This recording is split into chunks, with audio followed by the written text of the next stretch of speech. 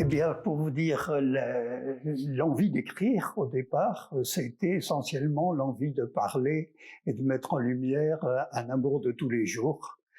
qui est incarné principalement dans mon roman par le couple formé par Paul et Françoise. Un amour de tous les jours, mais un amour très fort, un amour avec du désir, avec beaucoup d'affinités également intellectuelles et culturelles entre les amants. Cet amour un peu extraordinaire qu'ils vivent les porte et les fait sentir vivants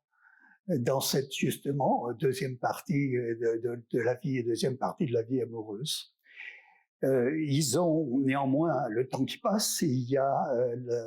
les enfants qui naissent, il y a les événements, les décès, etc. Ce qui fait que petit à petit, ils commencent à s'interroger tout de même si la tendresse ne va pas l'emporter sur la passion et si un jour ou l'autre, ils ne devront pas effectivement s'aimer toujours, mais se voir de moins en moins. Et ce sera probablement le cas, sauf si le sort qui leur est favorable en décide autrement. À côté de ce couple principal, s'agissant d'une saga sur l'amour sur 3 générations, il y a la génération d'avant, ou même les 2 générations d'avant, et puis il y a la génération de leurs propres enfants. Bien entendu, le monde a changé sur beaucoup de points, avec des nouveaux moyens de rencontrer l'amour et des nouveaux codes, comme par exemple la possibilité de s'aimer entre gens du même sexe, ou bien entendu l'utilisation des sites de rencontres, de l'Internet, etc.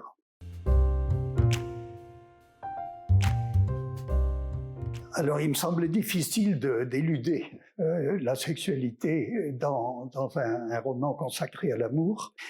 Pour ça, moi j'ai choisi de filmer à hauteur d'homme, comme on dit aujourd'hui dans le cinéma, à hauteur d'homme ou de femme,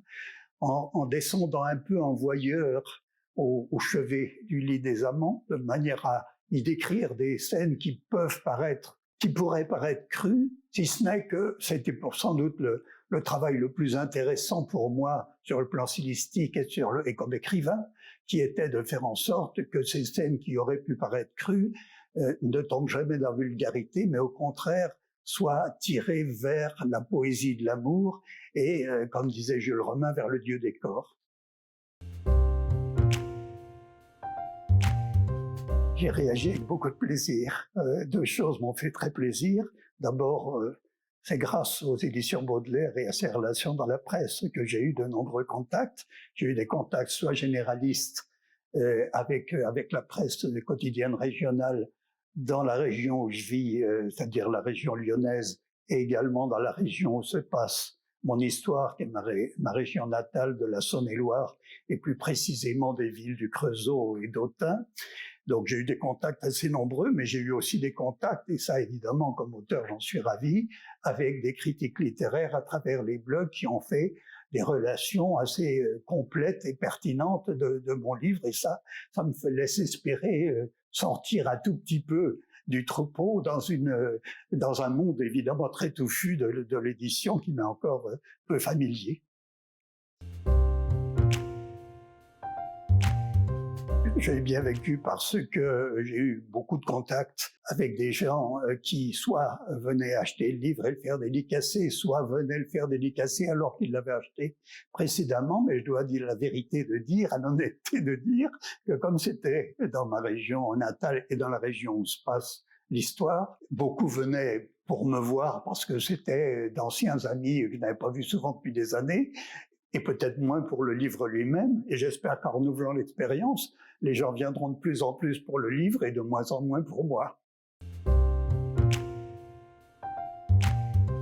Je suis très sincère, je suis ravi d'avoir fait confiance à Baudelaire et ravi qu'eux m'aient fait confiance. J'ai l'impression que depuis le départ, bien que l'équipe soit probablement resserrée, c'est une équipe qui travaille beaucoup, clairement qui travaille beaucoup pour aider non seulement moi, mais l'ensemble des auteurs à aller vers un peu de lumière, de la notoriété. Et puis une deuxième chose que je voulais dire, c'est que je trouve le livre-objet est un bel objet, c'est-à-dire la couverture est agréable, l'impression est agréable, et ce fait que l'objet soit agréable contribue aussi à faire connaître et l'auteur et le contenu, évidemment, des arcanes de l'amour.